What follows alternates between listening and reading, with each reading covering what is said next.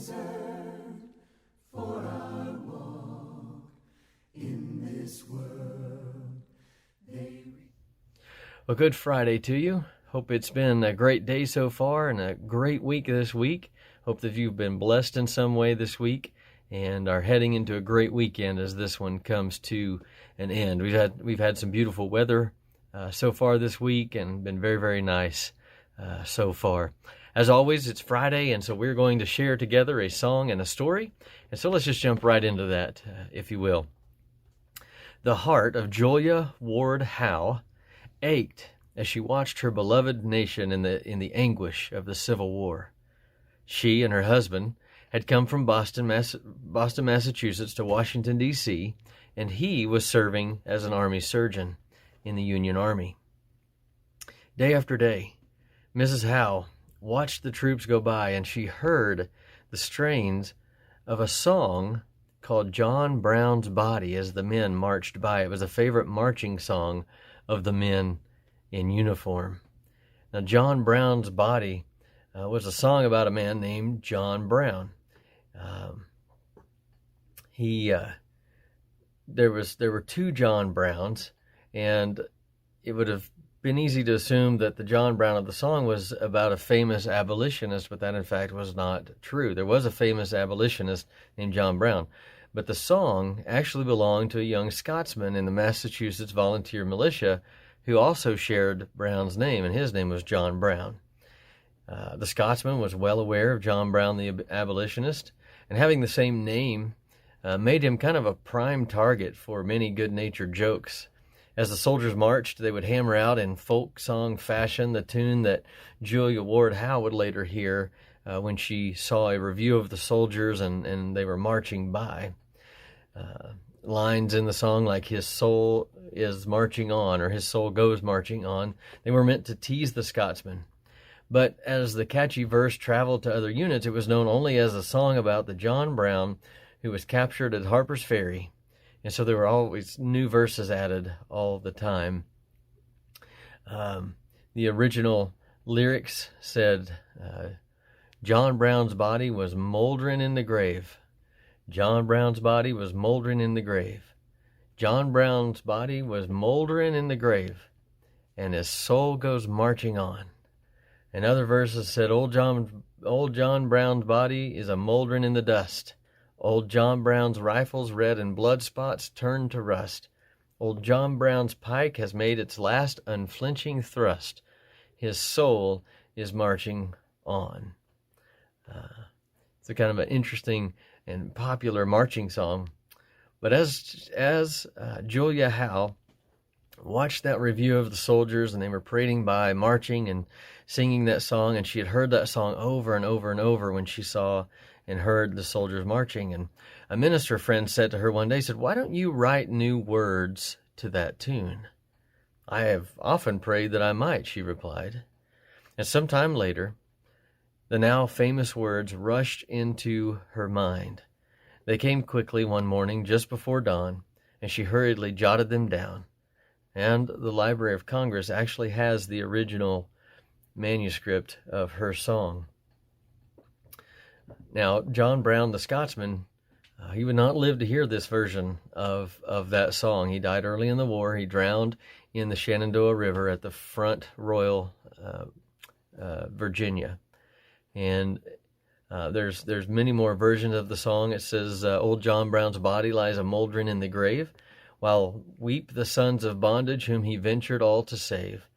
But though he lost his life in struggling for the slave, his truth is marching on. John Brown was a hero, undaunted, true, and brave. Kansas knew his valor when he fought her rights to save. And now, though the grass grows green above his grave, his truth is marching on. And the chorus would go on to sing, Glory, glory, hallelujah. He was a war hero.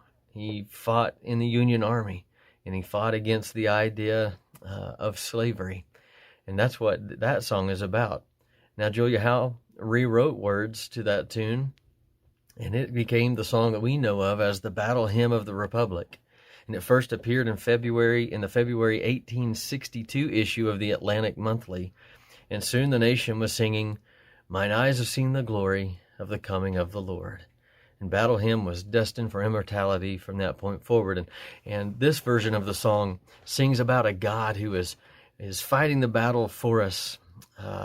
He is trampling out the bad. He's trampling out those who would not follow, and fighting for those who are on his side.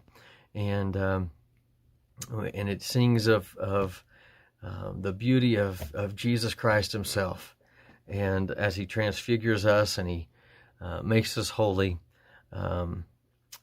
through the process of dying on the cross. And so we sing the battle hymn of the Republic that came to us through Julia Ward Howe from a different marching song from the Civil War area, to give us more focus on God and the battle that he fights for you and for me.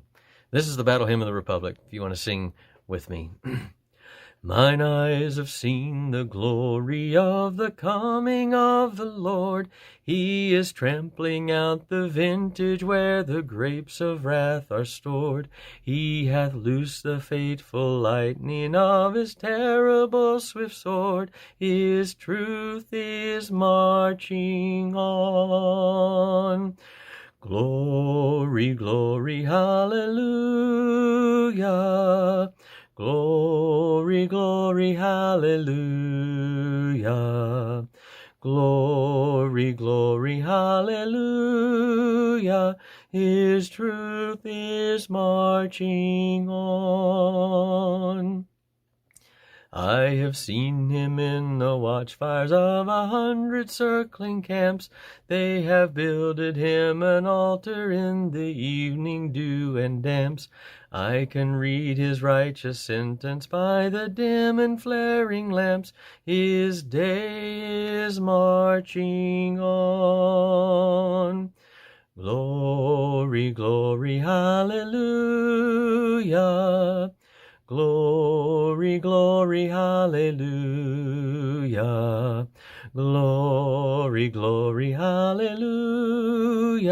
His day is marching on. He has sounded forth the trumpet that shall never sound retreat. He is sifting out the hearts of men before his judgment seat. Oh, be swift, my soul, to answer him. Be jubilant, my feet. Our God is marching on. Glory, glory, hallelujah.